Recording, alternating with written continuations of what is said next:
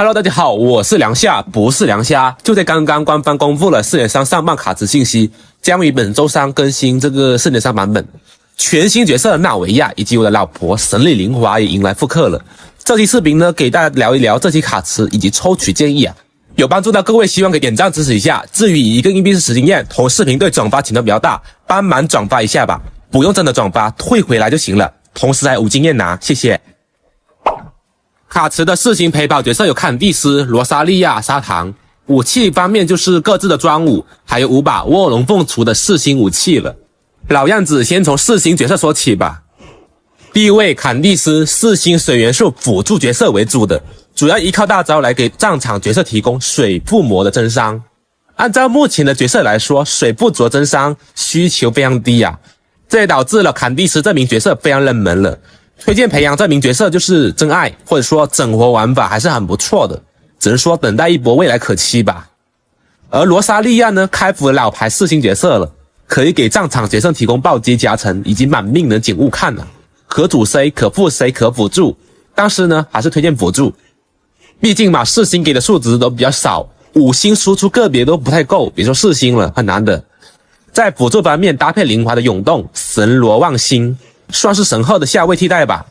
其他配对的话方向性就比较低了，就不一一举例了。就玩灵华的玩家没有神鹤可以考虑培养啊，要是没有星海的话还是选猫娘吧，比较提供一个稳定的容错率。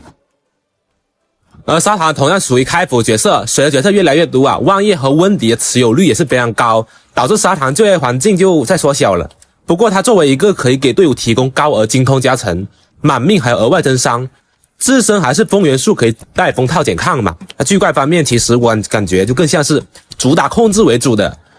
它压根就不是把怪聚起来好吧，就感觉像吊起来打一样。所以砂糖再搭配灵华公子这种需要把怪揉成一团才适配的队伍，那么砂糖就不太好用了。那砂糖搭配谁比较好呢？那就是比如最近吃到肉的新夫叶体系了。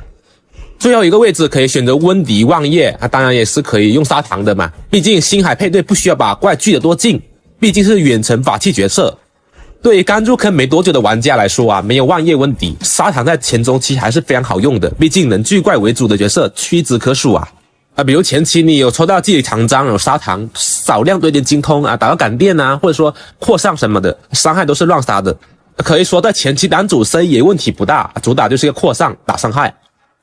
然后来说说我的老婆神力灵华吧，她真好看，嘿嘿。作为一个 2.0 版本的到期角色，没想到时隔如今还是非常强力的输出角色了，机制非常硬大招高达4000多倍率的范围伤害，重击3段范围遁地，涌动安逸生存能力高，这是灵华可以强到如今的一点优点了。而且作为涌动冰套，对于灵华来说只需要堆个30到40暴击左右就非常好用了，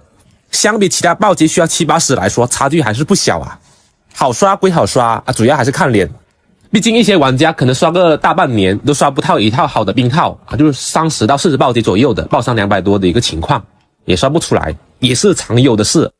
在如今灵华作为涌动的一姐，高配阵容自然是神鹤望星了，可对单可对群，容错率高，毕竟还有挂水的星海存在。稍微平民就是莫娜和冰猫的经典配对了，强度还是很高的，甚至芭芭拉也是非常 OK主要还是望叶，如果没有望叶的灵华，不管是伤害还是体验下都会大大下滑，这个相信没有望叶的灵华玩家可能比较清楚，反正我玩起来就是没望叶的灵华非常难受。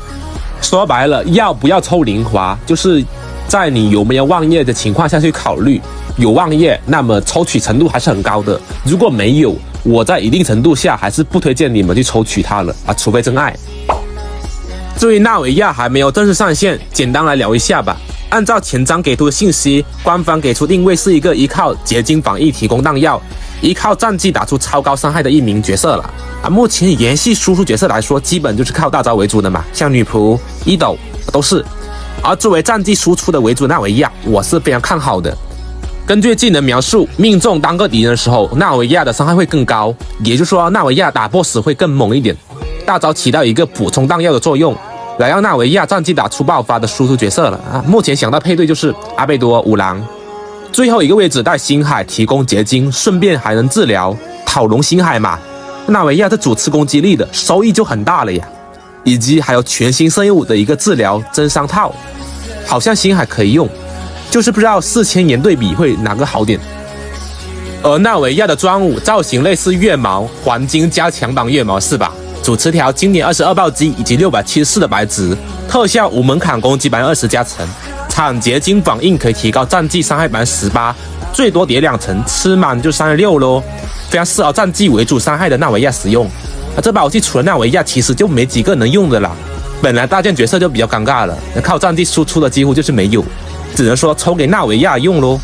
那考虑到各位可能或多或少跟我一样啊，之前歪到蜈蚣大剑呢，或者蓝墨啊，纳维亚都可以用。就算没有，再来看看这把4星武器刺骨剑，暴击缺的时候可能会更好哦。总体来说，这把专武必要性就不大了。而卡池另外一把当头剑误切，颜值强度双在线的一把武器，特效加的是元素增伤的，不能吃满也留28增伤，吃满高达40%。这把武器虽然泛用性不如绿剑高，但是目前来说当手剑强度最高的。这把武器其实也不用多说啊，你如果打算抽纳维亚的玩家，还有就是你玩当手剑角色也比较多，那么这次卡池武器卡池啊，相对就良心一点了，可以入手。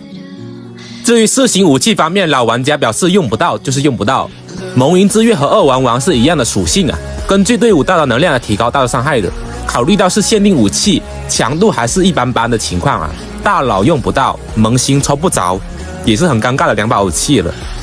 至于敌剑的话，老武器了，萌新过渡也还行，后期就用不到。西风给一些需要充能辅助还是可以的，但这东西老多了也不缺吧。侠灵灭尘还可以，胡桃4星武器算很不错啊，香菱也能用，雷神还能玩总门的一把武器啊，但这些武器能用地方也是非常非常少。不过嘛，抽武器一般很少去考虑4星的啊，主要还是看5星武器需不需要这个问题。考虑抽纳维亚的玩家可以入手这把武器卡池了，就算你出了一把误切，那也是非常强的一把武器了，也不亏。但是也推荐萌新玩家尽量不要去碰武器池吧，运气不好大概率会吃满定鬼，200多抽才会出货，很难受的。OK， 最后给出我的一个建议啊，如果你预算一个金的情况下没有望叶，我觉得你可以考虑纳维亚这名角色的强度去抽取。在你抽取纳维亚之后，当手剑武器比较少嘛，有条件再考虑武器卡池。当然我相信点进来这些视频的老玩家基本都有灵华了吧，一个 2.0 的老角色，复刻次数也不少，强度也很高，我感觉应该都有啊，你们给投个票我看看啊。所以个人觉得4.3版本上半卡池还是很值得入手的，比较良心的一期卡池。不出意外，明天会更新一下这个灵华的复刻攻略。那么以上就是本期视频的全部内容啦，有帮助到各位希望可以点赞关注这些 UP 主。那么我是梁夏，我们下期视频见，各位拜拜。